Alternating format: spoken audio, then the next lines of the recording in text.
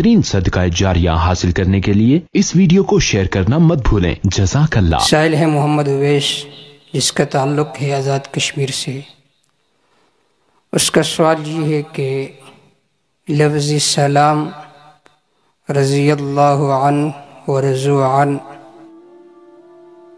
اور لفظ صلاۃ، یہ کن کن شخصیات کے ساتھ خاص ہے؟ اس کا جواب یہ ہے کہ لفظ سلام بطور خبر کے یہ انبیاء علیہم الصلاۃ والتسلیمات کے ساتھ خاص ہے۔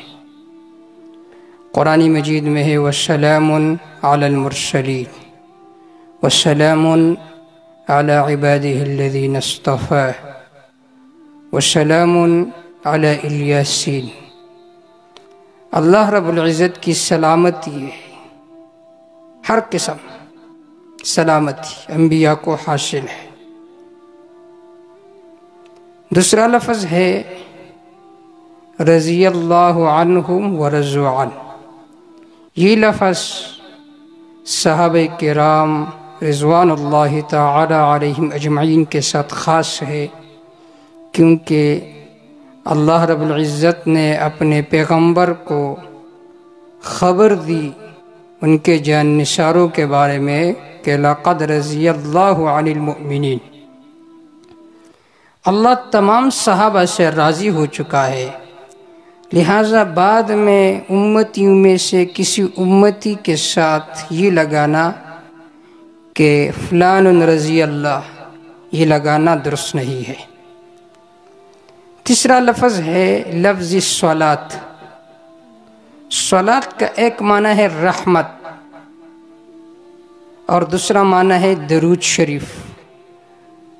تو درود شریف کے معنی پر جب صلاۃ کا اطلاق ہو تو اس وقت یہ انبیاء علیہ السلام کے ساتھ خاص ہے، جناب رسول اللہ صلی اللہ علیہ وسلم کے ساتھ خاص ہے۔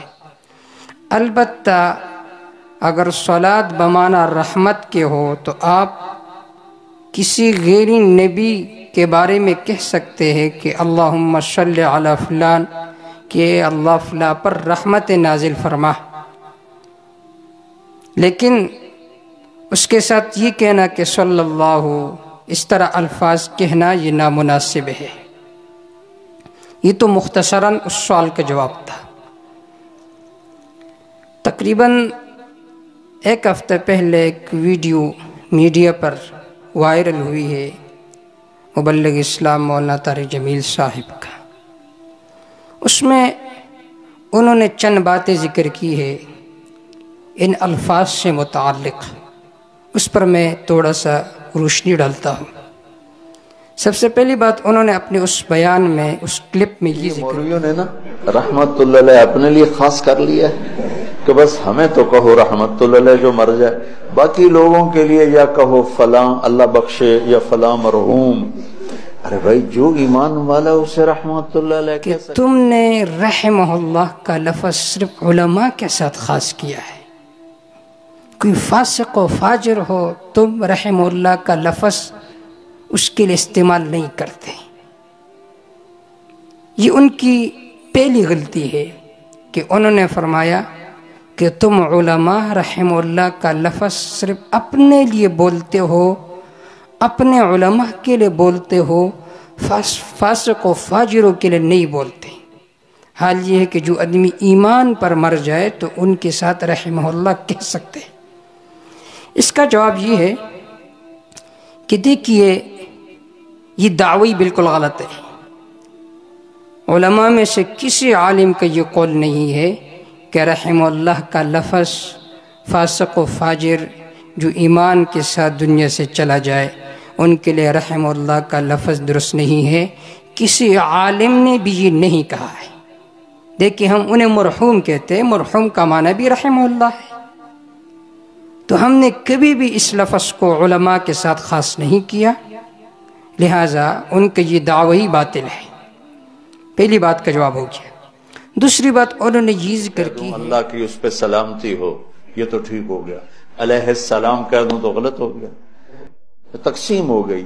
علیہ السلام صرف انبیاء کے لیے ہے اور رحمت اللہ علیہ عام مسلمانوں کے لیے، اور رضی اللہ کہ یہ جو سلام کا لفظ ہے یہ انبیاء علیہ السلام کے علاوہ کسی اور کے لیے بھی بولا جاتا ہے، یہ دعویٰ ان کا بالکل باطل ہے۔ دیکھیے انہوں نے جو بات ذکر کی ہے اس میں انہوں نے یہ فرمایا کہ بطور دعا کے بول سکتے ہیں، تو بطور دعا کے آپ اپنی مادری زبان میں بولے نا کہ اللہ اس کو سلامتی میں رکھے۔ آپ ایسا لفظ کیوں استعمال کرتے ہو جس کو قرآن مجید میں رب کریم نے کن کے لیے استعمال کیا؟ وَسَلَامٌ عَلَىٰ عِبَادِهِ الَّذِينَ اصْطَفَىٰ، مصطفین کون تھے؟ انبیاء تھے۔ وَسَلَامٌ عَلَى الْمُرْسَلِينَ وَسَلَامٌ عَلَى الیاسین، جن الفاظ کو قرآن مجید میں رب کائنات نے مقدس شخصیات کے لیے استعمال کیا، جو انبیاء علیہ السلام ہے، جو معصوم ہے، ان پر سلامتی ہے آفات سے، مصیبتوں سے، گناہوں سے، تو غیر نبی کے لیے سلام کا لفظ استعمال کرنا یہ کیسے درست ہوگا؟ پہلا جواب تو یہ ہے۔ دوسرا جواب یہ ہے کہ دیکھیے بالفرض علی سبیل التسلیم ہم مان لیتے ہیں کہ بطور خبر کہ یہ لفظ غیر نبی کے لیے بھی استعمال ہو سکتا ہے۔ دیکھیے یہ ایک مشہور مثل ہے کہ نیم حکیم خطرہ جان، نیم ملا خطرہ ایمان۔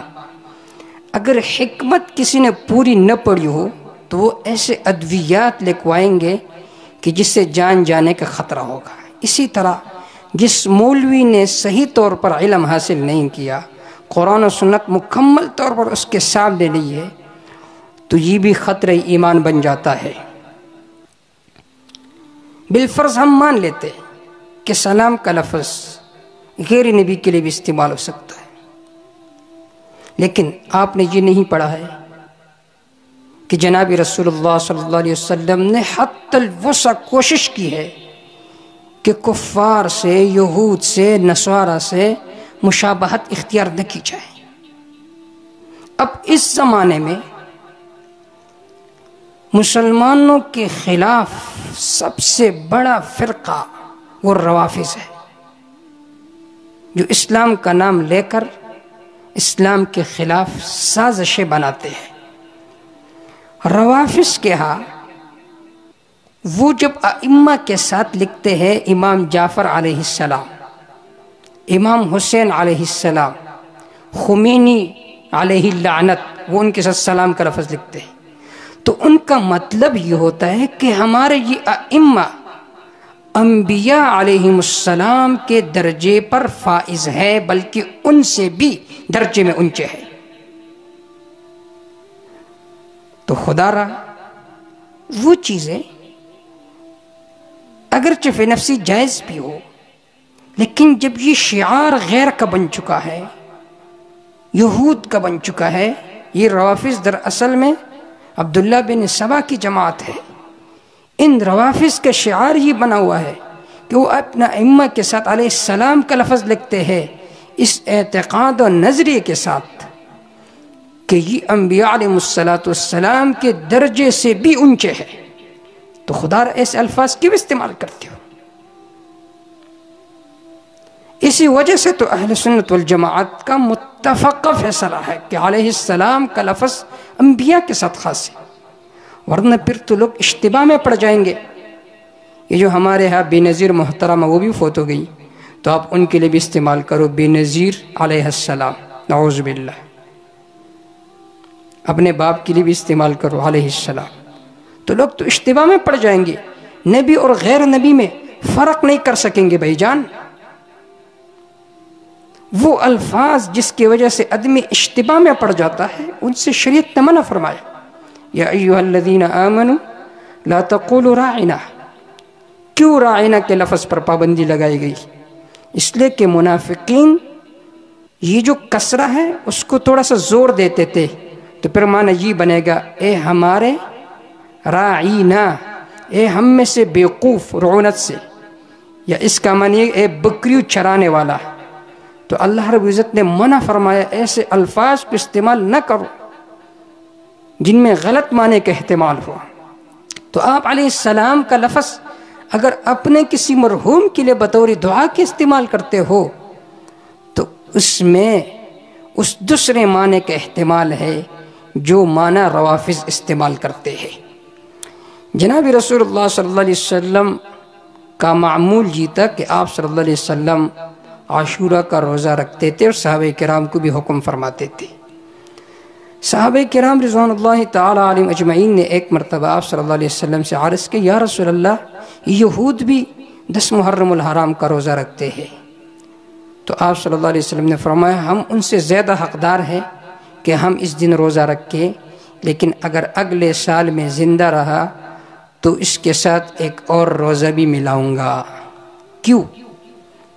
یہود کے مشابہت سے بچنے کے لیے آپ صلی اللہ علیہ وسلم نے تو اتنی احتیاط کی ہے یہود و نصارہ سے بچنے کے لیے، اور آج کل ہمارے مبلغین ایسے الفاظ استعمال کرتے ہیں کہ جو عقلاً شرعاً اور عرفاً درست نہ ہو۔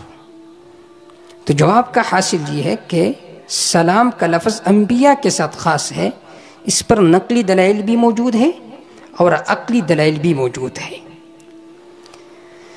تیسرا لفظ وہ ہے رضی اللہ عنہ، کہ اللہ ان سے راضی ہو۔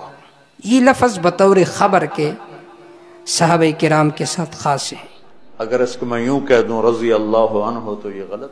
حضرت نے یہ فرمایا کہ بطور دعا کی کسی غیر کے لیے بھی استعمال کر سکتے، تو بطور دعا کے آپ استعمال کریں لیکن اپنی مادری زبان میں استعمال کریں کہ اللہ ان سے راضی ہو جائے۔ آپ جب رضی اللہ عنہ کا لفظ استعمال کرتے تو اس کا معنی یہ کہ اللہ ان سے راضی ہو چکا ہے، اور ہم کسی کے بارے میں یہ فیصلہ نہیں کر سکتا کہ اس کی مغفرت ہو گئی، ہم امید رکھیں گے۔ حدیث پاک میں آتا ہے ایک صحابی ہے عثمان بن مظعون رضی اللہ تعالیٰ عنہ، فوت ہو گئے۔ ایک صحابی نے فرمایا لقد اکرمہ اللہ، اللہ نے اس کی اکرام کی۔ آپ صلی اللہ علیہ وسلم نے فرمایا ما یدریک، تجھے کیا پتہ ہے، اس طرح کہو لعل، شاہد کہ اللہ اس کی اکرام کرے۔ یہ ابتدائی اسلام کے دور کا واقعہ ہے۔ ایک صحابی، اس کے بارے میں آپ صلی اللہ علیہ وسلم فرماتے کہ اس طرح کہو لعل، اور ہمارے مولانا فرماتے ہیں کہ اس زمانے میں اگر کوئی فاسق فاجر مر جائے تو ان کے لیے بھی رضی اللہ کا لفظ استعمال کر سکتے ہیں۔ تو یہ جو الفاظ مصطلحہ ہے جن کو ہمارے سلف نے ان مقدس شخصیات کے ساتھ خاص کیے ہیں، ان کی بہت ساری حکمتیں ہیں جنہیں غور اور فکر اور خوش کے ساتھ دیکھنے سے معلوم ہوتے ہیں۔ اگر کوئی سرسری نگاہ سے دیکھے تو آدمی کو وہ معلوم نہیں ہوتے بلکہ آدمی پھسل جاتے ہیں۔ اللہ تعالیٰ قرآن و سنت کی صحیح سمجھ ہمیں عطا فرمائے۔ واللہ تعالی اعلم بالصواب۔